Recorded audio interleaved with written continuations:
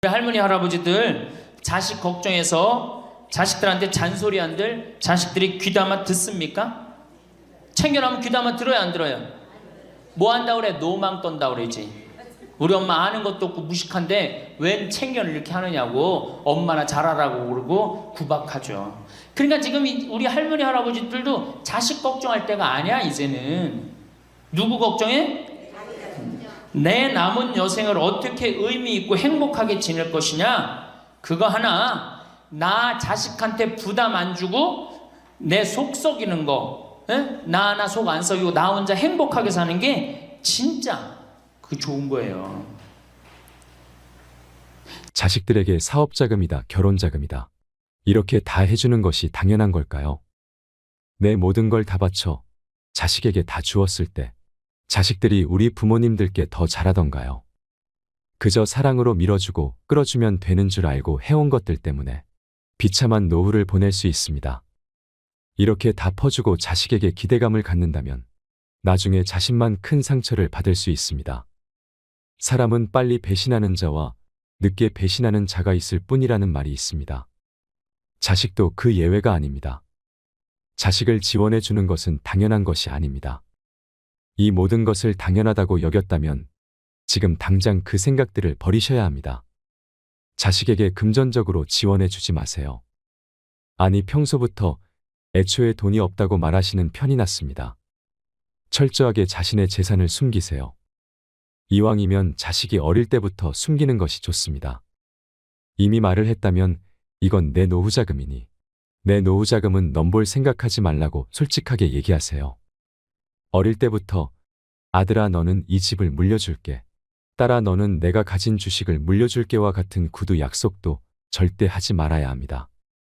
그러면 자식들은 그 말을 철석같이 믿고 열심히 살지 않다가 나중에 부모가 말을 바꾸기라도 한다면 부모를 원망하게 될 수도 있습니다. 재산을 알려주면 어쩔 수 없이 아무리 효자 효녀여도 그 돈을 의식하지 않을 수 없게 됩니다. 마치 그 돈이 이미 자기 거인 듯. 뭔가 돈이 필요한 일이 있을 때 부모가 지원을 안 해주면 부모에게 서운하게 되는 것입니다. 모르는 게 약이라는 말이 있듯이 차라리 모르게 해야 합니다. 부모는 이미 자식이 자신의 재산이 얼마인지 알고 있는 이상 자식이 무언가를 하겠다고 했을 때 금전적인 지원을 안 해주기가 힘든 상황이 생길 수 있습니다. 행여 자식이 서운해할까 또 돈을 지원해주고 이런 악순환에 빠지다 결국 자식에게 내 노후자금까지 갖다 바치는 상황에 놓이게 되는 것입니다. 이렇게 부모가 이것저것 해주다 보면 절대 한 번으로 안 끝나고 계속되게 됩니다. 또한 그렇게 어려서부터 받는 것에만 익숙해진 자녀들은 부모에게 계속 받으며 살려고 할 것입니다.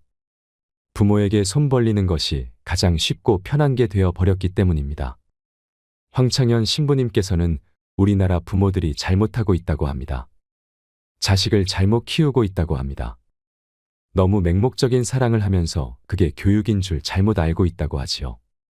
자식이 인생을 살아가면서 힘든 것도 배우고 즐거운 것도 배우고 보람도 느껴야 되는데 공부만 잘하면 돼, 공부만 잘하면 돼 하면서 잘하다 보니 자기만 알고 잘한 놈이 된다고 합니다. 이렇게 이기적으로 잘한 놈이 이타적으로 살 확률은 아주 적습니다. 황창현 신부님의 행복 특강을 통해 자식을 망치는 부모가 되지 않으려면 어떻게 해야 하는지, 혼자서도 행복하게 잘 살려면 어떻게 해야 하는지를 생각해보는 시간이 되시길 바랍니다. 영상이 마음에 드신다면 구독과 좋아요 부탁드리겠습니다. 그리고 내 곁에 소중한 이들에게 이 영상을 공유해주세요. 제가 비산동에서 보좌 신부할 때 고해성사 들어보면 맨 자식 욕하는 할머니들 천지였어요. 맨. 우리나라가 자식에게 이 사교육비로 쏟아붓는 돈이 세계 1등입니다. OECD 국가, 경제개발협력기구 국가 중에 1등이에요. 1등. 올해도 자식한테만 사교육비가 얼마 들어가? 20조 원을 쏟아넣었어요. 공교육비 말고 학교 가는 학비, 책값 이런 거 말고 학원 보내고 과외시키는 것만 20조 원을 쏟아넣은 거예요. 정신 나간 거죠. 이렇게 있는 돈 없는 돈 쏟아서 자식한테 쏟아붓는데 늙은 부모 안 찾아가기로 세계에서 1등이 어디에 OECD 국가 중에 우리나라가 1등이에요. 엄청나게 받았는데 그거 부모한테 되돌려줘요? 안 되돌려줘요? 되돌려주지 않아요.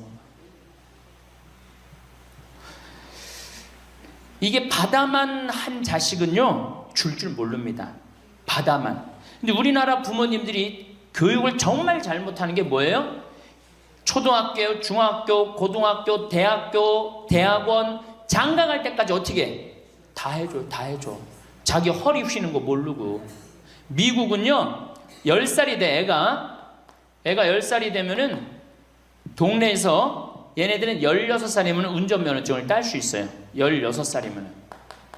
그럼 10살 생일 때 얘네들이 뭘 하느냐 하면은 동네에 돌아다니는 차, 자기 마음에 드는 차 있죠? 그걸 찍어요. 저 집의 아저씨 저 차는 내가 나중에 6년 후에 살 거다. 그 6년 후에 사면 우리나라는 당장에 6년 후에 누구한테 매달려? 엄마한테 사달라고 매달리잖아요. 근데 얘네들은 절대 안 그런다는 거예요. 그 차를 사기 위해서 아르바이트를 하는 거예요. 돈을 모으는 거예요. 이 미국의 대학생들은 아르바이트를 36% 하는데 우리나라 대학생들은 아르바이트를 5%밖에 안 해요. 그러니까 얘네들 6년 동안 돈을 모으는 거예요. 그러면은 자기가 그 차를 찍으면 그 차 주인은 알고 있어요. 저 아이가 내 차를 살라고 찍어 놓은 거다. 그럼 6년이 지나면 차가 꼬물될 것 같아? 안 꼬물될 것 같아? 꼬물되죠? 그래도 절대 안 판다는 거예요. 왜냐하면 찍어 놓은 아이가 있으니까. 그래갖고 6년이 지나면은 걔가 6년 동안 모아둔 돈이 얼마나 되겠어? 그래갖고 16살 때 운전면허증이 따면은 그 집에 온대요. 내가 아저씨 차 살라고 6년 동안 돈을 모았다. 근데 6년 동안 모아갖고 모자라잖아요. 근데 이미 차는 고물이 다 돼 있고, 그러면 그 아저씨가 너 잔디 앞으로 6개월 동안 깎거라. 그러면 내가 이 차를 줄 테니까. 그렇게 해서 자기 차를 구입한다는 거예요. 그러니까 걔네들은 미국의 아이들도 차 하나를 구입해도 어떻게?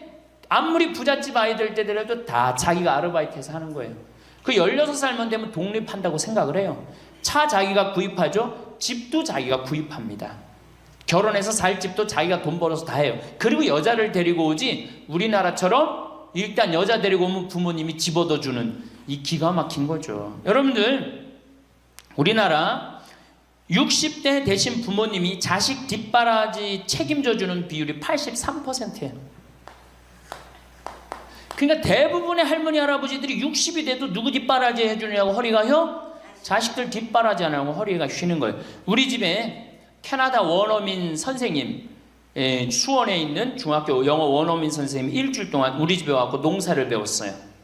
그런데 이름이 디아나라고 그러는 여선생님인데 내가 그 친구랑 이렇게 얘기를 하는데 한국에 오니까 너무너무 이상하대요. 뭐가 이상하냐고 그러니까 애들이 학원 다니는 것도 이상하지만은 고등학교, 대학교 결혼할 때까지 부모가 돈 다 대주는 게 이상하다는 거예요. 자기네 캐나다가 우리나라보다 훨씬 잘 살아요. 자기네 나라는 고등학교 졸업하면은 부모님 이제까지 키운 거 고생했다. 그리고 그 다음에 다 자기네들 알아서 독립한대요. 부모님 그동안 하드워크 열심히 일했다 이거예요. 근데 그 늙은 부모님한테 붙어갖고 부모님 괴롭히면 안 된다 이거죠. 근데 우리나라는 그런 생각 해요 안 해요? 마지막까지 다 뺏어 먹는 거지. 그리고 이제 늙으면은 귀찮다고 내다버리고. 제가 평택에 있을 때 정말로 그 신문에도 보도가 꽤 됐던 거예요. 그 안양에서 사글세 집을 하나 얻은 거예요, 사람들이.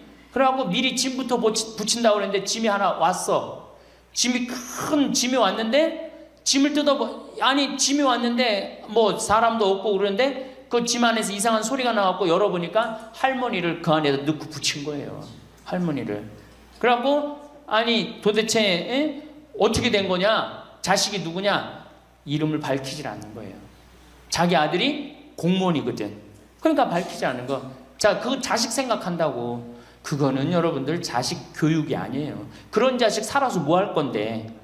그런 자식 키워서 뭐 할 건데. 그러니까 우리나라는 이게 자식한테 너무 맹목적인 사랑을 하면서 그게 교육인 줄 알고 있는 거예요. 자기가 인생을 살아가면서 힘든 것도 배우고 즐거운 것도 배우고 보람도 느껴야 되는데 너는 뭐만 잘하면 돼? 공부만 잘하면 돼. 공부만 잘하면 돼. 그러니까 자기만 알고 자란 놈이죠. 그러니까 이기적으로 자란 놈이 이타적으로 살 것 같아요? 절대 못 삽니다. 우리 어렸을 때는 어머니가 부침개를 했어. 그럼 어떻게 해요? 이 집에도 갖다 줘라, 저 집에도 갖다 줘라. 그러면서 동네 돌아다니면서 이 갖다 주는 재미, 그러면서 나누는 것도 배우잖아요. 요즘 애들이 그런 애들이 어디 있어요? 아파트 문 닫으면 끝인데. 그렇게 자라는 애들이 남을 생각할 것 같아요? 어떻게 해서든지 4배만 채우면 되는 걸로 자랐지. 저는 요즘 텔레비전에서 우리나라 지금 정책 결정할 때 너무 답답한 결정들이 굉장히 많이 나와요. 어떻게 저런 결정을 할까? 국민들 생각을 하는 걸까? 안 하는 걸까? 그런데 그 결정하는 애들이 다 누구야? 초등학교 때 공부 잘하고 중학교, 중고등학교 공부 1, 2등 하고 서울대학 가갖고 행정고시, 외무고시 이런 거 다 합격한 애들이 결정한 거예요. 자기만 알고 잘한 애가 결정하는 거예요. 내가 하버드대나 몇몇 대학에 들어가는 그 활동 그것도 써준 적이 있는데 그 들어가는 애들 걔네들은 뭘 제일 중요하게 여겨요? 봉사활동, 사회봉사활동을 얼마나 잘했느냐. 그러니까 1년, 2년 세계로 돌아다니면서 봉사활동하는 거예요. 근데 우리는 봉사활동도 다 어떻게? 다 거짓말로 꾸며갖고 들어가는 거예요. 예. 여기 그렇게 써달라고 오는 사람들도 많아요. 예. 그리고 봉사활동 오겠다고 그러고도 약속 어기는 사람들도 많아요. 정말로 그렇게 해갖고 자식을 키우면은 뭐 할 건데요? 83%가 60세에 책임을 지는데 70세에 돼갖고는 몇 %가 책임지느냐 하면은 64%가 자식을 책임져요. 70이 됐는데도. 그런데 일본은 9%, 70이 돼갖고 자식 책임지는 부모는 9%예요. 홍콩이 11%. 그러니까 우리나라 50% 할머니 할아버지들은 늙어 죽을 때까지 누구한테 뒷바라지하다 죽어요? 자식 뒷바라지하다 죽어는. 이걸 문서 없는 노비라고 그래요. 문서 없는 노비야. 완전히 죽을 때까지 노예야, 노예. 그러니까 그렇게 하시면은 안 됩니다. 이제 여러분들 인생을 사셔야 돼. 자, 효도가 사라진 시대예요. 이제는 부모가 애절해야지 효도를 하지. 부모가 내가 부모가 없으면 내가 정말로 이게 안 되겠구나 이래야 되는데 지금 내가 50, 60이 됐는데도 부모가 살아있어 안 살아있어요? 50, 60이 돼도 부모가 살아있어요. 내 몸 하나 건사하기 힘든데 누구까지 책임져? 80, 90된. 어제 여기 어제 성당에서 교육을 받으러 왔는데 자기 부모 살아있는 분 손 들어보니까 많더라고요. 몇 살이냐니까 100살이래. 100살. 그래갖고 자식들이 어떻게 됐냐고 그러니까 자식들이 먼저 죽었대요. 너무 오래 살으니까 자식 앞세우는 할머니들도 굉장히 많아요. 100살. 100살이래요. 요즘 90 넘는 거는 아주 쉬운 일이에요. 웬만해야지 효도할 거 아니야. 먼저 죽는데, 모시다가 먼저 죽는데. 조선시대만 하더라도 부모님을 그저 10년만 정성스럽게 모시면 부모님이 알아서 돌아가 주셨어요. 알아서 돌아가 주셨어요. 그런데 요즘 부모님들은 20년을 모셔도 30년을 모셔도 돌아갈 생각을 안 하는 거예요. 100살을 산다면 거의 50년을 모셔야 되는 거예요. 그러니까 자식들이 부모 모시다 지치는 거예요. 자식들이 부모 모시다 지치는 거예요. 김병에 효자 없다는 말뿐만 아니라 오래 사시는 늙은 부모님한테도 효자 없게 되어 있습니다. 생각해 보십시오. 내 나이가 70이 다 됐는데도 내 몸 하나 건사하기도 힘든데 100살 된 부모님 모시는 거 쉬운 일이 아닌 거예요. 제일 좋은 건 뭐예요? 내가 늙어 죽을 때까지 자식한테 의지하지 않고 살다가 돌아가실 때는 꼴까닥 죽어버리는 거야. 돌아가실 때는. 그러니까 지금 자식하고 같이 붙어서 산다 이런 생각 꿈도 꾸지 마시고 그냥 나 혼자 살다가 어떻게 죽을 때 꼴까닥 죽으면 되는 거. 죽을 때 신부님 그래도 자식이 내 임종은 봐야 되지 않느냐. 임종은요 부모님 조선시대에 또 그 전에 한 평균 연령 37세 40세 때 자기 부모님 돌아가시는 거 못 보면 한이 됐어요. 그렇죠? 근데 지금 임종 볼 필요 없어요. 볼 만큼 봤어. 아주 지겹게 봤어. 뭐 임종까지 봐요. 그냥 주무시다가 꼴까닥 돌아가시는 게 제일 좋으신 거예요. 이 꼴까닥 돌아가시는 방법은 내가 이제 세 번째, 네 번째 시간에 알려드리도록 하겠습니다. 신부님, 어떻게 꼴가닥 돌아가는 방법이 있습니까? 방법이 있어요. 꼴가닥 죽는 방법이 있어요. 우리 옛날에 뭐라 그래? 요즘 뭐라 그래? 9988이라고 그러죠? 99세까지 팔팔하게 살아라. 이 방법이 있어요. 이건 제가 이제 말씀을 드릴 거예요. 환갑, 진갑 다 찾아 먹네. 그러면 진짜 오래 살았다는 얘기죠. 환갑은 몇 살 때 환갑 잔치를 해요? 60에 하죠. 그 다음에 진갑은 61. 진짜 오래 살았다고 그래서 진갑이야. 61만 살아도 진짜 오래 살아. 근데 요즘은 고희 70, 그렇죠? 그 다음에 희수 77, 미수 88, 백수 99. 이거 잔치하는 사람들 천치예요, 천치. 자식 하나 대학 졸업시키는데 드는 돈이 약 3억 정도 들어가요. 3억. 내 자식 둘을 졸업시켰다. 그럼 얼마가 들어가? 6억이 들어가. 6억. 셋을 졸업시켰다. 9억이 들어가. 9억. 그럼 늙어서 내가 정말로 풍요롭게 쓰는데 돈이 얼마 정도면 필요하냐면 5억에서 10억 정도예요. 그러니까 내가 자식 대학만 안 보내면 어떻게? 내가 풍요롭게 쓸 수 있는 거예요. 저 뒤에 계신 젊은 분들 대학 보낼 생각하지 마세요. 여러분들, 우리나라가 고등학교 졸업해갖고 대학교 들어가는 게 83%가 고등학교 졸업하는 아이들이 대학 가요. 우리나라보다 훨씬 잘 사는 일본이 고등학교 졸업하고 대학 얼마 들어가? 50% 들어가요. 그 다음 유럽이 대학 졸업하고 30% 들어가요. 우리나라는 고등학교 졸업하면 아무나, 진짜 공부하기 싫은 놈이나 꼴통이나 문제 일으키는 놈 아니면 다 대학 가는 거야. 다 대학 가요. 일본은 할 만한 놈만 가는 거예요. 일본은. 유럽은 진짜 똑똑한 놈만 가는 거예요. 그래서 독일은 대학 졸업하면 문패에다 대학 졸업했다는 표시를 써놔요. 그만큼 대학 졸업하는 게 힘든 거예요. 근데 우리는 아무나 대학 졸업 다 해요. 아무나. 그 좋은 대학 가면 몰라. 머리는 완전히 그냥 정말로 돌머리인데 그냥 무슨 지방 제3대학, 4대학 나왔고 취직을 해요? 올해 여러분들 100명 졸업한 중에 취직 몇 명 했어? 3.8명에서 3.8명. 96명이 취직을 안 하고 놀고 있어요. 대학원 졸업했겠다. 손에 기름 묻히긴 싫겠다. 엄마 아버지 등 뜯어먹고 살고 있는 거예요. 아까 얘기했잖아. 83%가 60이 돼도 자식 책임진다고. 대학 졸업하고 취직을 해야지 자기 구실을 할 거 아니야. 차라리 대학 졸업하고 취직도 못할 양이라면 어떻게 하는 게 좋아요? 안 보내고 그 돈 모아갖고 애 가게 차려주는 게 훨씬 낫지. 아니면 그 돈 모아갖고 나 노후 대책 드는 게 훨씬 낫지. 우리나라의 대학을 때려 부시지 않으면 경쟁력이 없어요. 때려 부셔야 돼요. 유럽보다 대학이 10배가 많아요. 10배가. 유럽보다 대학이. 근데 그 대학이 경쟁력이 있느냐? 55개 국가 중에 경쟁력이 53개 3등이에요. 우리나라 대학이. 그러니까 다 미쳐있는 거야. 내가 보기에는 다 미쳐있는 거야. 그냥 제발 좀 정신 좀 차리세요. 저 뒤에 계신 분들.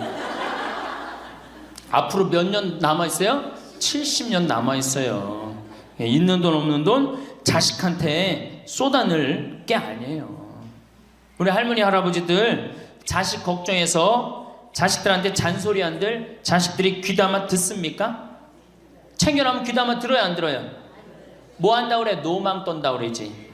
우리 엄마 아는 것도 없고 무식한데 웬 챙겨를 이렇게 하느냐고 엄마나 잘하라고 그러고 구박하죠. 그러니까 지금 우리 할머니 할아버지들도 자식 걱정할 때가 아니야. 이제는 누구 걱정해?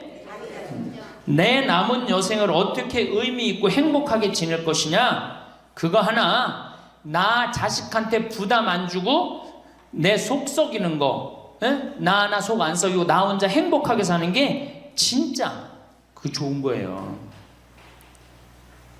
제가 외국 여행 다녀보니까 선진국에서 돈 쓰는 사람들은 다 할머니 할아버지들이에요. 백화점에서 양장 사 입고 양복 사 입는 분들 다 누구야? 할머니 할아버지들이에요.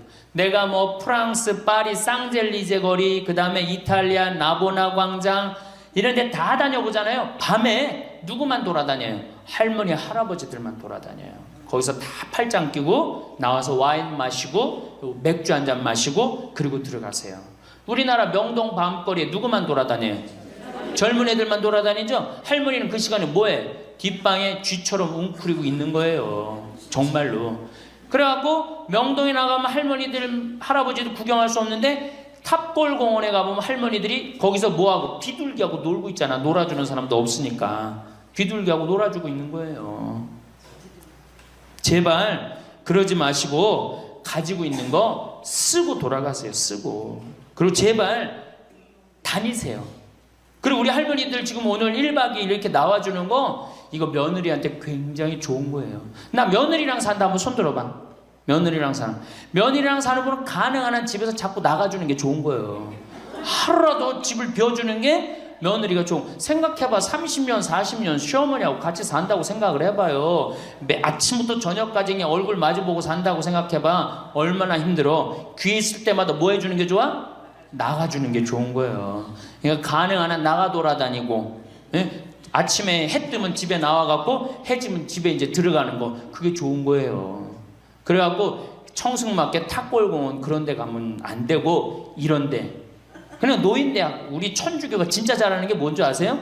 노인대학이에요. 노인대학. 이거 정말로 천주교 진짜 잘하는 것 중에 하나예요.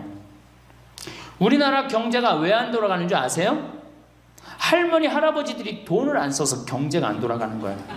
할머니 할아버지들이 돈을 안 써서 경제가 안 돌아가는 거 생각을 해봐. 옛날에는 할머니 할아버지들이 조금밖에 없었잖아요. 쓰면 얼마나 써, 이 할머니 할아버지들이. 애들이 돈 썼잖아요. 근데 지금은 어때?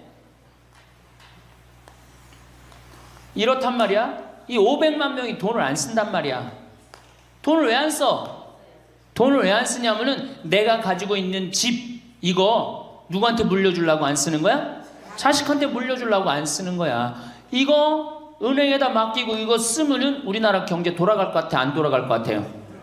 팍팍 돌아갑니다. 팍팍. 할머니들이 여행도 많이 다니고 옷도 많이 사고 맛있는 것도 많이 사고 사 먹고 그러면 경제 팍팍 돌아가. 아 근데 이 500만 명이 돈을 깔고 뒷방에 딱 그냥 눌러 앉아서 안 쓰네.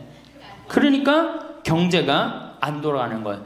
다 쓰시다가 돌아가실 때 통장에 500만 원만 남겨놓고 돌아가세요. 500만 원만 통장에 다 쓰다가 신부님 500만 원으로 무슨 장례를 합니까? 부주금 들어오잖아. 부주금. 이 부주금 갖고도 싸우는 사람 많아요. 네가 더 갔느냐 내가 더 갔느냐 그리고 싸우고 앉아있다고. 세상에 부모 돌아가셨는데 부주금 갖고 그래갖고 형제끼리 싸워갖고 죽고 그러는 경우도 많아요. 얼마나 이게 우리나라가 지금 정말 불행한 거예요. 다 쓰다가 통장에 얼마만 남기고 죽어? 500만 원만 남기고 죽을 때 어떻게 죽어? 꼴까닥 죽어버리란 말이야. 다 쓰다가 통장에 500만 원만 남으면 꼴까닥 죽게 돼 있어요. 근데 안 쓰고 뒷방에 들어 앉으면 10년 20년 벽에 똥치라고 사는 거예요. 저는 우리 형제들한테 이미 공표했어요.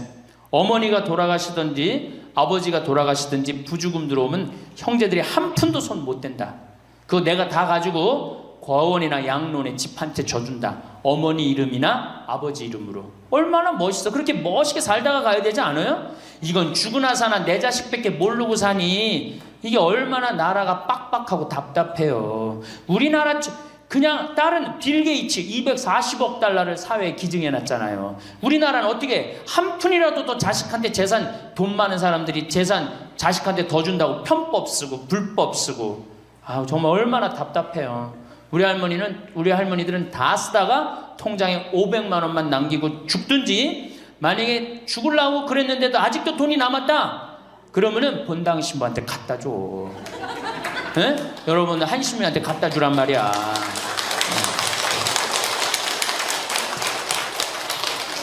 박수 치는 거 보니까 갖다 줄 의사가 있나 본데?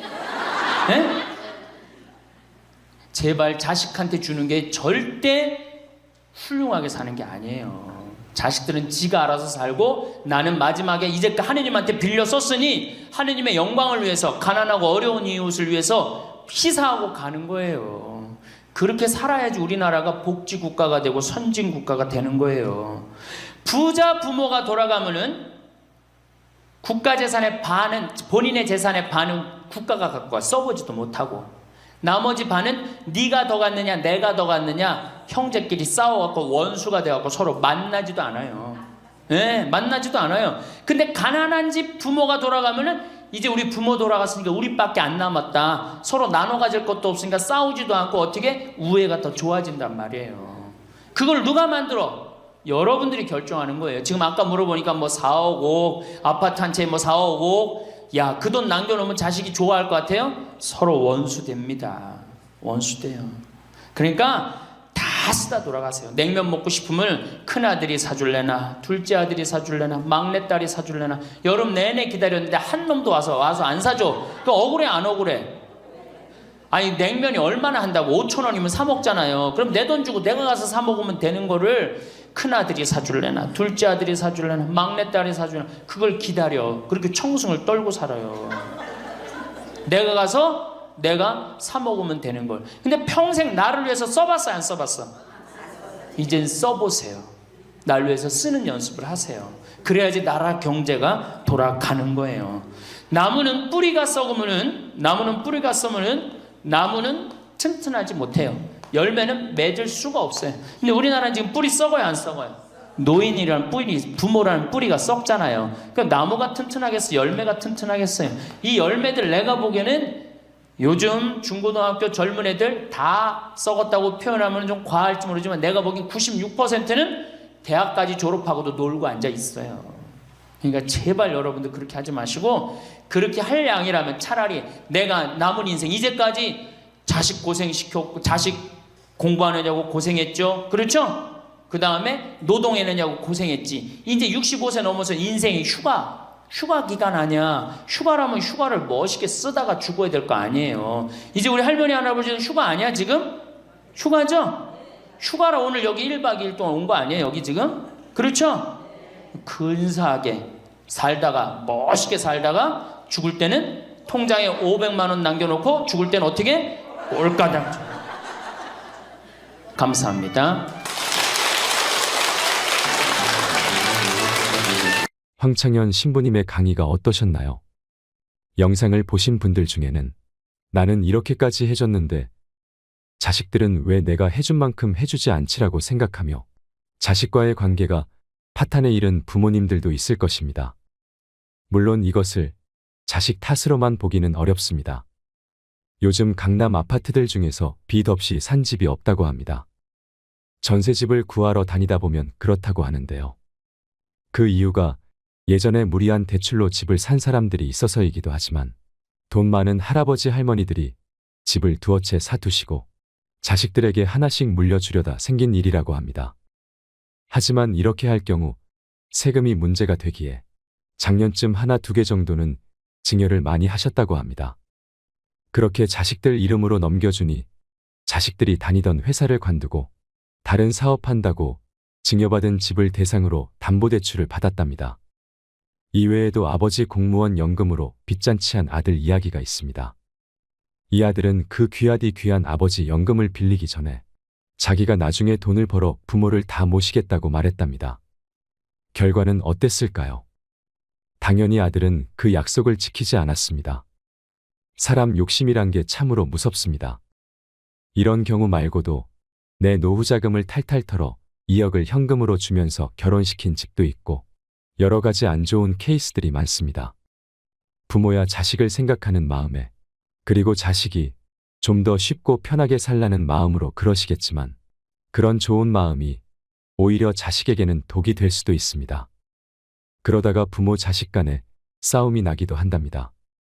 하지만 이게 한편으로는 다 부모가 자식을 경제적으로 독립시키지 못해서 생긴 일이 아닌가 싶기도 해서 답답한 마음이 들기도 합니다.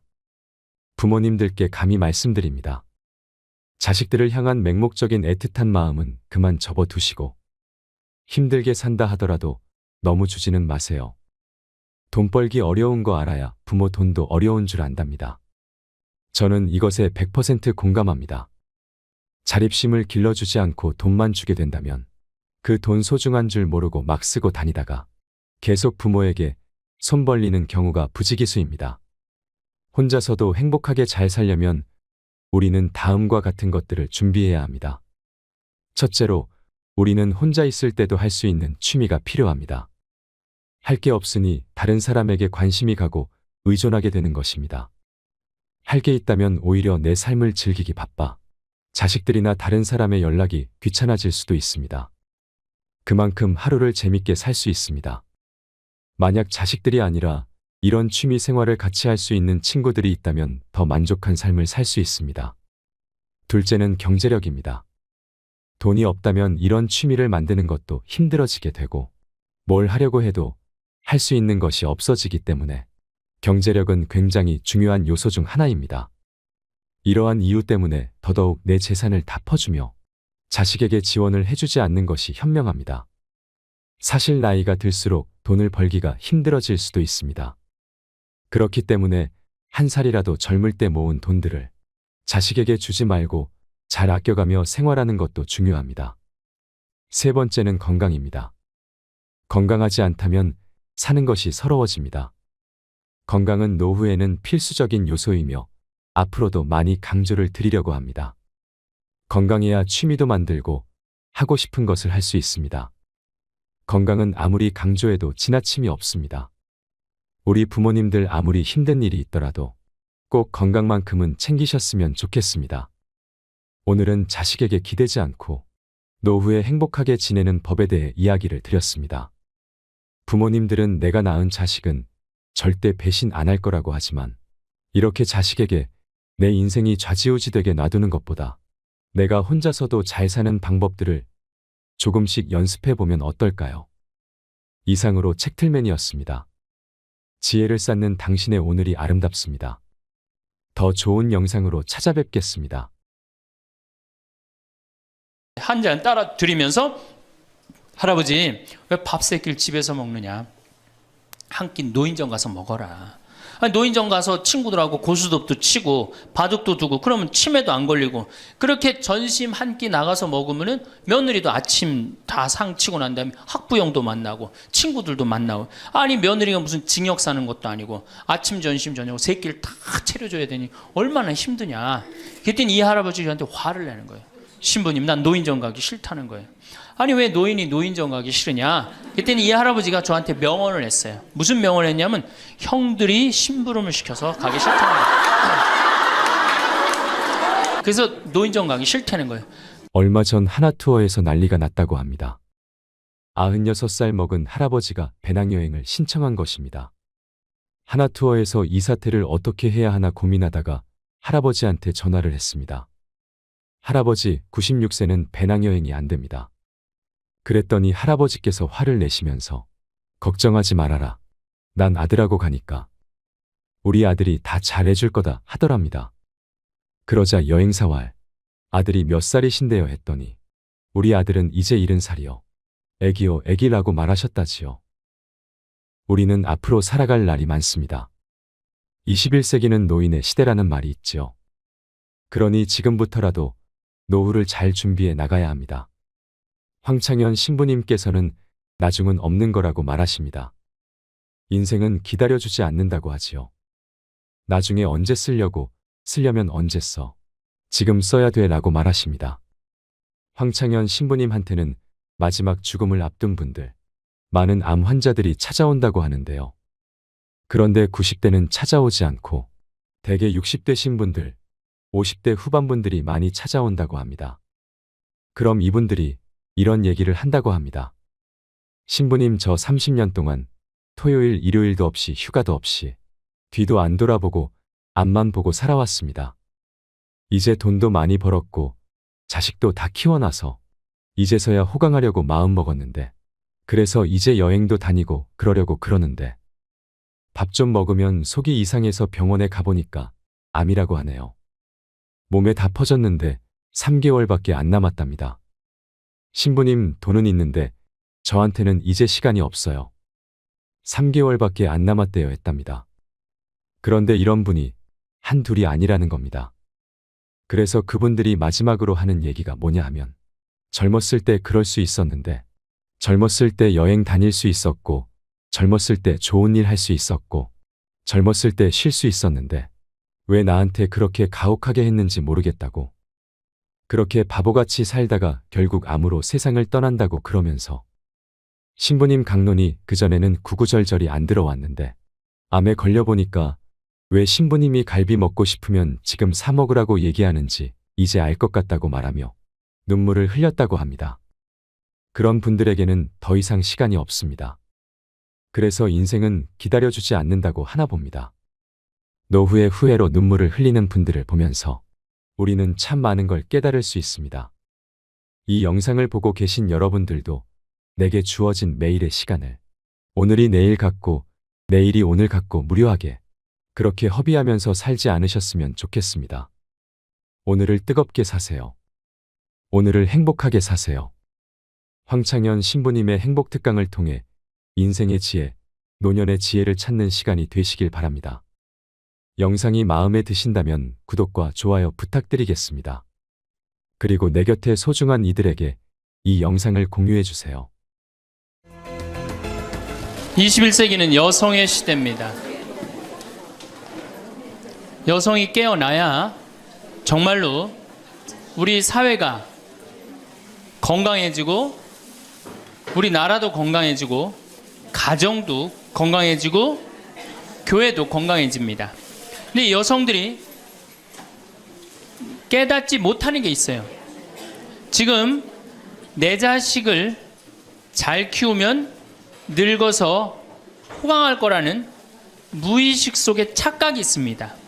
또 하나는 내가 이루지 못한 꿈을 자식이 이룰 수 있을 거다, 이루어 줄 거라는 착각을 해요. 그런데 자식이 10살까지만 자식이라고 그래요.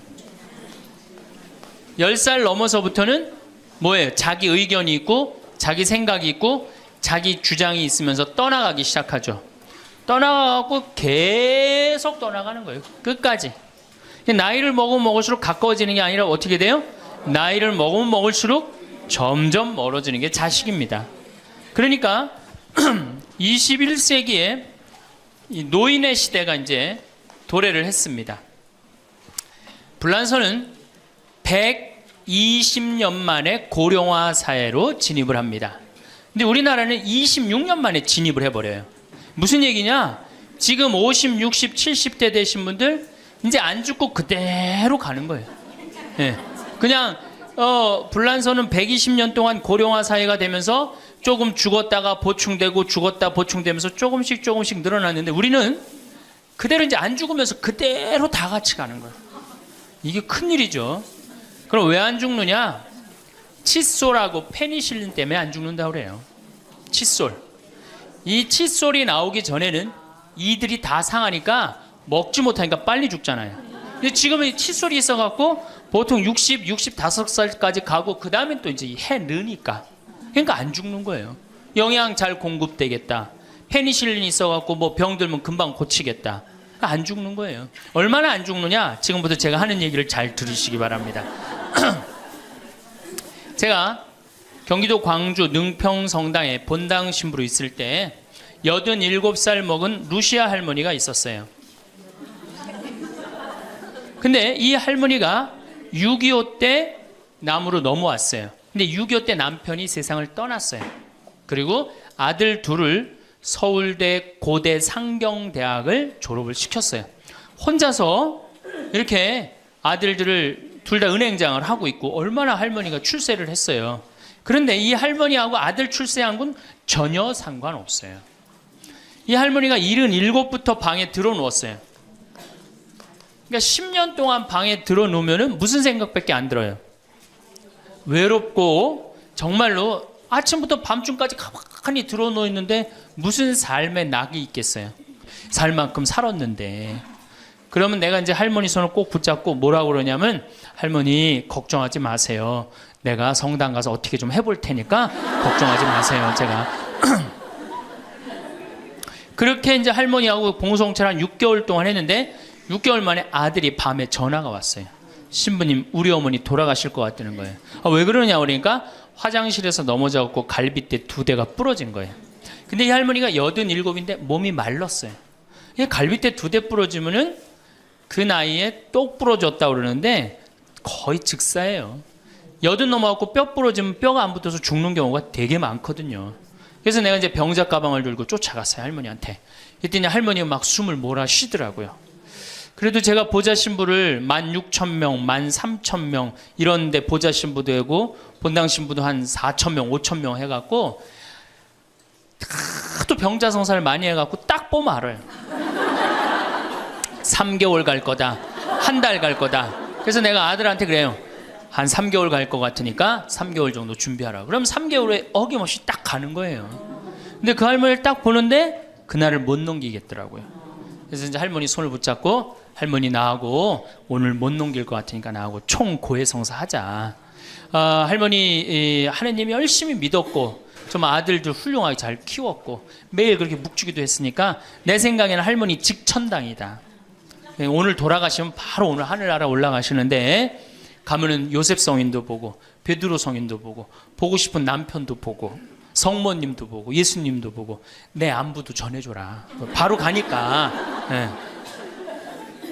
할머니는 내 손을 꼭 붙잡고 뭐라 그러냐, 신부님 그동안 너무 고마웠다는 거예요. 올 때마다 사탕도 갖고 오고 선물도 갖고 오고 내 얘기도 들어주고 그래도 외롭지 않게 신부님 왔을 땐 행복했다는 거예요. 그래서 이제 내가 할머니 손을 잡고 할머니 장례미사 내가 잘해줄 테니까 강론도 잘하고 걱정하지 말아라.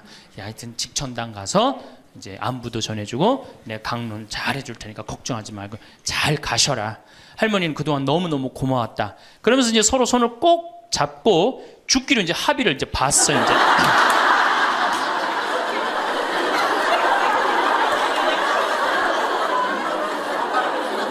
그래갖고 이제 본당에 와갖고 연령회장한테 연락을 했어요. 우리 그 루시 할머니 돌아가실 것 같으니까 빨리 가서 임종경 해라. 그 사무장한테는 내가 이제 내일 아무래도 장례가 나을 것 같으니까 장례 준비를 해라. 이제 그리고 이제 기다리는데 일주일이 돼도 연락이 없고 2주일이 돼도 연락이 없는 거야. 한 달 만에 다시 봉송체 신청이 들어왔어요. 그래서 내가 가갖고 할머니한테 그랬어. 할머니 어떻게 된 거냐. 우리 살아서 안 보기로 하지 않았느냐. 근데 왜 살아있느냐. 그랬더니 할머니가 우리 아들들이 어머니 돌아가시면 안 된다고 삼성의료원에 데려다가 그걸 붙여갖고 온 거예요. 그래서 그때 이제 할머니가 이제 방에 누워갖고 그전에는 화장실이라도 다녔는데 이제는 이게 부러졌으니까 2년 동안 화장 못 가고 오줌똥을 며느리가 받아냈어요. 그 며느리도 참 착한 며느리죠. 90살이 됐어요. 이런 부활 때 돼갖고 내가 이제 봉송체를 나갔는데 할머니가 일어나서 나온 거예요. 날 마중을 나왔어요. 그리고 하시는 말씀이 신부님 이제 좀 일어나 다닐만 하다는 거예요. 이게 지금 가두션찬을 판국인데 일어나 다닐만 하다. 92살이 됐는데 이 할머니가 내가 성당을 줬는데 성당 어떻게 줬는지 구경하고 싶다고 이게 이불을 뒤집어 쓰고 성탄 전야미사에 나왔어요. 이제는 안 죽어요. 여러분들 정말로 내가 보통 이게 30년을 한 세대로 봅니다. 그렇죠? 그 60까지 결혼 30에서 60까지 정말 오래 사는 거예요. 근데 요즘은 이제 90까지 한 남자하고 60년을 살아요. 살만해요? 한 남자하고 한 여자하고 한 남자하고 부부로 만나서 딱 30년 사는 게 가장 맞대요. 그래서 그걸 30년을 한 세대로 보는 거예요. 근데 이게 더블로 사네. 한 남자랑. 저는 생각 잘했죠. 장가 안 가고 혼자 사는 게 정말 좋은 거예요. 또 내가 그 능평성당에 있으면서 겪었던 일인데 이 할아버지가 73살이야. 요셉 할아버지가 73살인데 며느리가 나보다 1살 어려요. 또 마침 우리 고향 사람이야. 그래서 아주 참 내가 이뻐했죠, 마음으로. 근데 이 며느리가 애를 4을 낳았어요. 참 착해요. 누가 봐도. 그래서 다 효녀라고 그랬어요. 효부라고 그러고. 이렇게 보면은 정말로 성당도 열심히 나오고 시어머니 시아버지도 잘 모시고, 근데 나한테 와서 이제 개인적으로 신세 한탄을 할 때는 그러는 거예요. 신부님 시집살이 하기 너무 힘들다는 거예요. 우리 시어머니 시아버지는 아침 점심 저녁으로 따뜻한 밥만 원한다는 거예요. 8명을 아침 점심 저녁 밥 세끼를 한다고 생각해 보세요. 힘들겠어요? 안 힘들겠어요? 여러분들 힘들겠죠? 네. 그래서 내가 이제 그 마음으로 이제 새기고 할머니 할아버지들을 모시고 온천을 간 적이 있어요. 다 온천을 간 이제 끝나고 난 다음에 이제 우리 할아버지가 이제 73살 먹은 요셉 할아버지가 막걸리를 근사하게 드시더라고. 그래서 내가 할아버지한테 그랬어요. 한 잔 따라 드리면서, 할아버지 왜 밥 세끼를 집에서 먹느냐?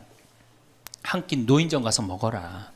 아니, 노인정 가서 친구들하고 고스톱도 치고 바둑도 두고 그러면 치매도 안 걸리고, 그렇게 전심 한 끼 나가서 먹으면은 며느리도 아침 다 상 치고 난 다음에 학부형도 만나고 친구들도 만나고, 아니 며느리가 무슨 징역 사는 것도 아니고 아침 점심 저녁 세 끼를 다 차려줘야 되니 얼마나 힘드냐. 그랬더니 이 할아버지 저한테 화를 내는 거예요. 신부님 난 노인정 가기 싫다는 거예요. 아니 왜 노인이 노인정 가기 싫으냐. 그랬더니 이 할아버지가 저한테 명언을 했어요. 무슨 명언을 했냐면 형들이 심부름을 시켜서 가기 싫다는 거예요.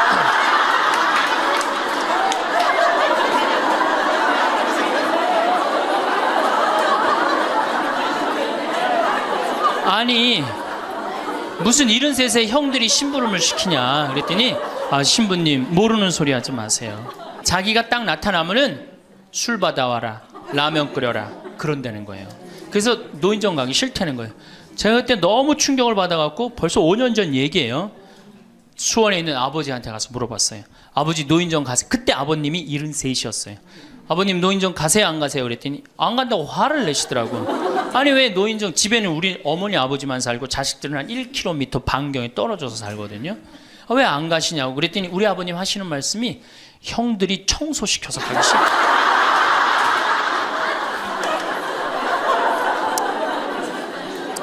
제가 알아보니까 75살 이하를 청노인이라고 그래요.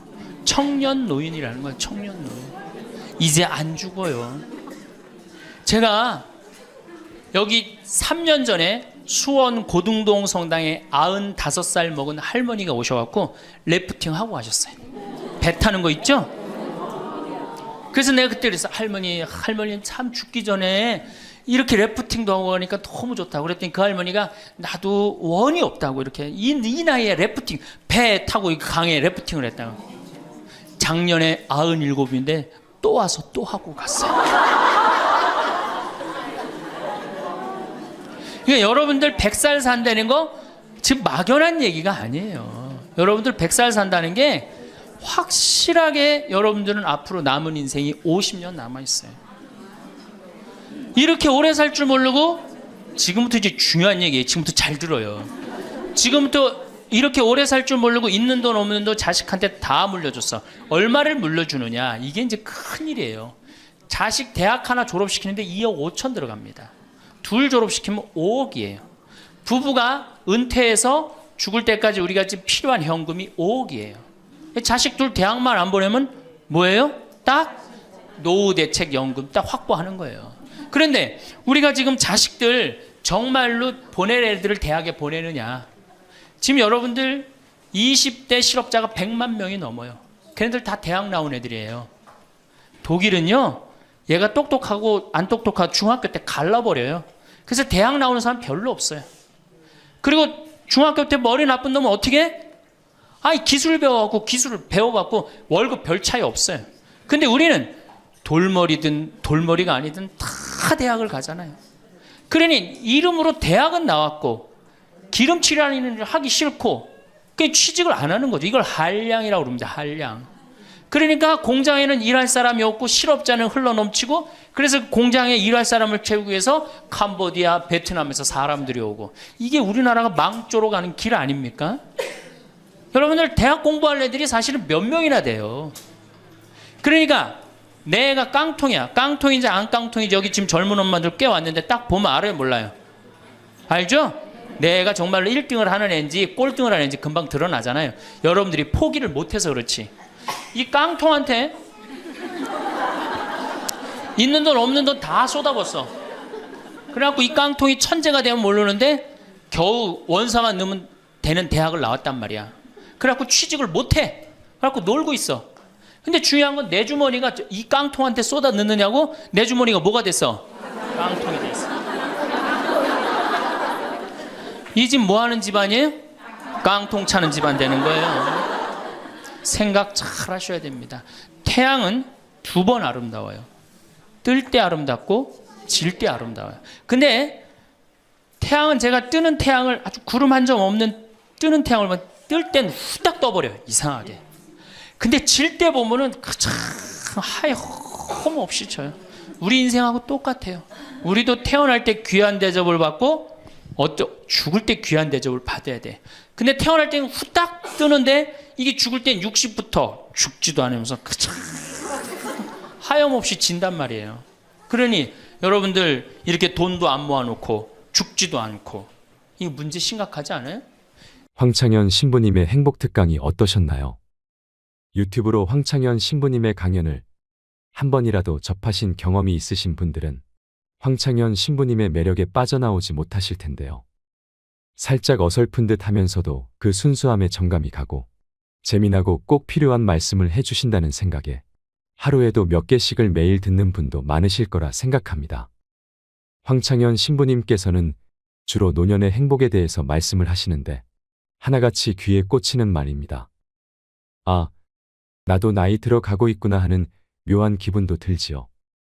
어렸을 적엔 노년에 대해 얘기하면 남 얘기 듣듯 했는데 이젠 멀지 않았구나. 나도 나이 들면 그래야겠구나 하며 완전 내 얘기처럼 듣고 있게 됩니다. 신부님 강연의 댓글을 보면 무신론자도 많고 불자도 많습니다. 그 이유가 무엇인지 이제서야 알 것 같습니다. 앞으로 갈수록 노노 갈등이 많아진다고 합니다. 병에 걸린 70 노인이 정정한 93세 부친 때문에 괴로운 시대라는 것입니다. 그런데 나이든 부모는 뭐가 필요하다, 뭐가 먹고 싶다, 요구가 아주 많다고 하지요. 자식들에게 너무 희생하지 말고, 효도를 강요하지 말고, 내 노후는 내가 지켜야 합니다. 앞으로 효도는 없다고 합니다. 사랑이 있을 뿐이지요. 죽을 때까지 give and take 하라. 참 좋은 말 같습니다. 부모는 늙어서도 자식에게 줄 수 있어야 합니다. 하지만 한꺼번에 많이 주지 말고 조금씩 주어야 합니다. 내가 줬을 때 돌아오는 자식에게 주어야 합니다. 돌아오지 않는 자식은 싹수가 노란 것입니다. 부모와 자식 간도 죽을 때까지 give and take인 것입니다. 젊은이들이 사라진 곳에 70대 노인이 막내가 되었다는 이야기가 저는 참 기억에 남습니다. 여러분은 어떠셨나요? 여러분은 70대의 노인정에 가는 것을 어떻게 생각하시나요? 70대는 노인일까요? 이 영상을 보시면서 어떤 깨달음을 얻으셨는지 댓글로 여러분의 소중한 의견을 공유해 주세요. 다양한 사람들과 허심탄회하게 이야기 나누면서 의미를 한 번 더 되새기신다면 가슴에 더욱 남을 것입니다. 이상으로 책틀맨이었습니다. 지혜를 쌓는 당신의 오늘이 아름답습니다. 더 좋은 영상으로 찾아뵙겠습니다.